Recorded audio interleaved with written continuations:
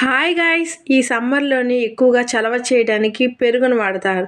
ఈ పెరుగుని మజ్జిగ కానీ, లస్సీ కానీ, పెరుగులో షుగర్ వేసుకొని తింటా ఉంటారు.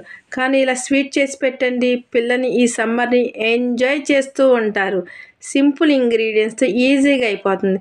పెరుగుని ఒక కప్పు తీసుకొని, ఒక క్లాత్‌లో తీసుకొని, అందులో వాటర్ పోయేంత వరకు ఉంచుకొని, వాటర్ పోయిన తర్వాత ఒక బౌల్‌లో వేసుకొని బాగా బ్లెండ్ చేసేసుకోండి. అందులో ఇలాచీ పౌడర్ కూడా వేసుకొని బాగా బ్లెండ్ చేసుకోండి ఒక 5 నిమిషాల పాటు. బ్లెండ్ చేసుకుని పక్కన పెట్టుకొని, చిన్న క్యారెట్ ముక్కను తీసుకొని, అందులో కొంచెం కప్పు పాలు పోసుకొని బాగా మెత్తగా మిక్సీ పట్టుకోండి. ఇందాక బ్లెండ్ చేసిన దాంట్లోని మిక్సీ పట్టుకున్న మిశ్రమాన్ని కూడా వేసి బాగా బ్లెండ్ చేయండి. బాగా బ్లెండ్ చేసిన తర్వాత మిగతా మిశ్రమాన్ని కూడా వేసేసి బాగా బ్లెండ్ చేయండి.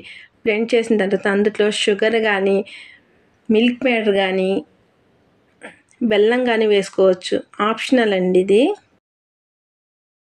బాగా బ్లెండ్ చేసినాక ఒక బౌల్లోకి కొంచెం గీ రాసుకుని, ఇందాక బ్లెండ్ చేసిన వాటిని కూడా ఆ బౌల్లో వేసుకోవాలి.